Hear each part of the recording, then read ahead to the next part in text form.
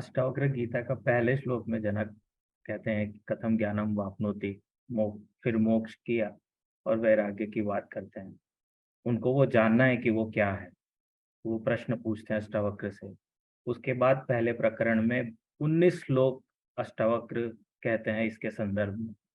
और दूसरे प्रकरण के पहले ही श्लोक में जनक कहते हैं कि मुझे समझ में आ गया, मुझे आनंद आ गया। तो आचार्य जी, मुझे क्यों नहीं होता? मैं बार बार कम से कम 50 बार पढ़ाऊंगा पहला प्रकरण की वही चीज मुझे भी हो जाए, मतलब 21वें श्लोक में, लेकिन क्यों नहीं होता है?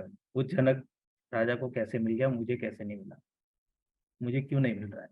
नहीं, वो जो आप देख रहे हैं वो सिर्फ उतना है ना जितनी बात हुई है, पर जो असली बात है वो बात से पहले हुई है। अष्टावक्र और जनक के मध्य जो पूरी कहानी है वो उस बात से ज़्यादा लंबी है, और आपको उस कहानी में बस वो 19 श्लोक की बात पता चल रही है। तो आप बस वो 19 श्लोक अगर दोहराएंगे, बार बार पढ़ेंगे, तो आपको पूरी बात नहीं पता चली ना। पूरी बात ये है कि जनक अपना सब राज्य सिंहासन, अपने मसले सब छोड़ छाड़ करके जंगल आए हैं अष्टावक्र के पास। और कथा तो ये है कि अष्टावक्र की उम्र कुल उस वक्त 11 वर्ष की थी। 11 नहीं भी मानो, 21 वर्ष की भी थी अगर, तो भी वो जनक से उम्र में बहुत छोटे थे।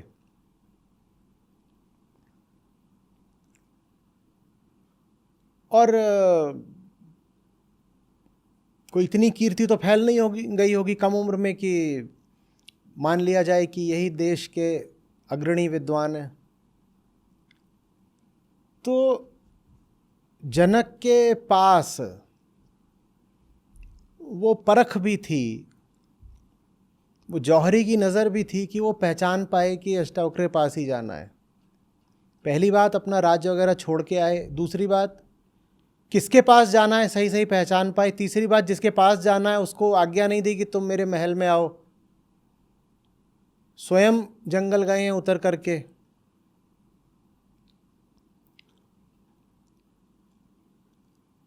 और अगली बात यह कि जानते हैं भली भांति कि किस लिए गए हैं, यूं ही नहीं पहुंच गए। पहले ही श्लोक में उनकी जिज्ञासा है, और जिज्ञासा एकदम साफ बात कर देती है। सत्य क्या, ज्ञान क्या, मुक्ति कैसे मिले, बताइए फट से। अष्टावक्र बताना शुरू कर देते हैं। तो ये जो आपको पता चल रहा है, ये तो समझिए पिक्चर का क्लाइमेक्स है। उसके पहले जो पूरी कहानी रही है वो तो आपको अष्टावक्र संहिता में मिलती ही नहीं है ना। लेकिन वो कहानी है, और बड़ी लंबी कहानी है, और वो कहानी बड़ी आवश्यक है। उस कहानी को समझे बिना ग्रंथ काम नहीं आते। गीता के श्लोकों को जब आप पढ़ते हैं तो ये भी याद रखना पड़ता है कि एक ऐसे को बोले गए हैं जिससे अब अपने भाइयों को और पितामह को और अपने आचार्यों को मारना है, और जिसमें उतनी निर्ममता ना हो, जो कृष्ण के लिए अपने सब मोह माया के धागे काटने को ना तैयार हो। गीता वो 100 बार पढ़ते हैं, उन्हें समझ में आती ही नहीं, लाभ नहीं होता। क्योंकि अर्जुन ने दाम चुकाया था, जनक ने शीश नवाया था, जनक ने भी दाम चुकाया था। अर्जुन ने दाम चुकाया, जनक ने दाम चुकाया, आपने कोई दाम चुकाया तो है नहीं। बताइए गीता कैसे काम आएगी आपके? ऐसा थोड़ी है कि खाली संस्कृत पढ़ लेने से वो मुक्ति मिल जानी है, या कि श्लोक श्लोक जीवन भर बाँचते हैं लोग, कुछ नहीं मिलता। दाम कहाँ चुकाए, दाम कहाँ चुकाए? असली चीज़ तो श्लोक भी नहीं है, असली चीज़ तो है दाम चुकाना। इसीलिए जब मैं गीता पढ़ाता हूँ तो कहता हूँ सबसे पहले देखिए कि आप अर्जुन जैसे हैं, देखिए कि आपको भी निर्णय करने हैं, और अगर आप कृष्ण की सलाह पर अपने जीवन के निर्णय बदलने को तैयार हों तो ही गीता आपके काम आएगी। छोटे मोटे नहीं, बिल्कुल जो केंद्रीय निर्णय हैं जीवन के, अगर आप उन निर्णयों को कृष्ण के सुपुर्द करना चाहते हो तो ही गीता आपके काम आएगी, नहीं तो गीता आपके काम ही नहीं आएगी। अब अष्टावक्र की बात सुनकर दूसरे ही अध्याय से जनक कहने लग जाते हैं, वाह, अहो, सब समझ में आ गया। तो मतलब क्या है इसका? मतलब यह है कि जनक पहले ही काफी परिपक्वता लेकर के आए थे ना अष्टावक्र के पास। वो परिपक्वता गुरु के पास जाने से पहले शिष्य को स्वयं अपने में तैयार करनी पड़ती है। और वो तैयारी तपस्या का काम होती है, साधना है, वो उसमें बड़ी मेहनत लगती है कि भाई गुरु से मैं वही करवाऊं ना जो मैं स्वयं नहीं कर सकता। जो मैं स्वयं कर सकता हूं वो तो मैं खुद ही करके रखूं। हाँ? ये जिम्मेदारी की बात हुई ना। एक एक एक परिपक्वता, एक आत्मनिर्भरता, स्वावलंबन की, जितना मैं कर सकता हूं उतना तो करूं, बाकी का काम गुरु कर देंगे, ठीक है। वो अगर नहीं करा है तो गुरु बेचारा फिर क्या करेगा?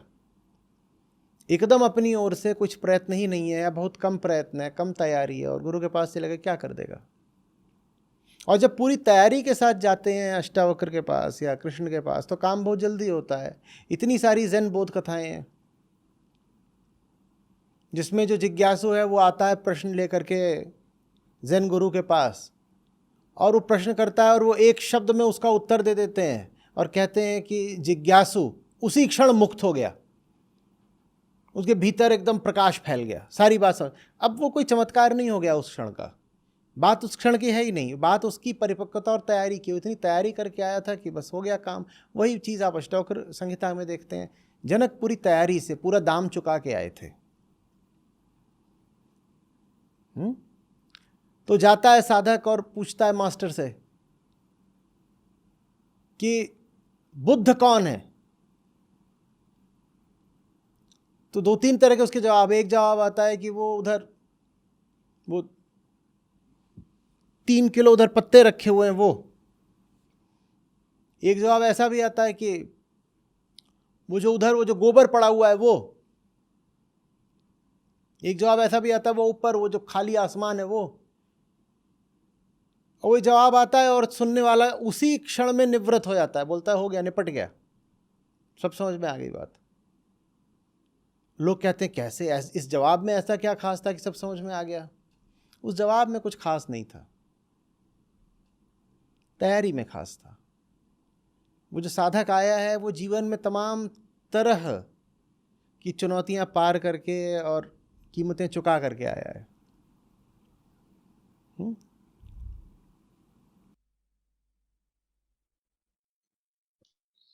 सौभाग्य मेरा आपसे प्रश्न करने का मौका। बहुत बहुत धन्यवाद। जी।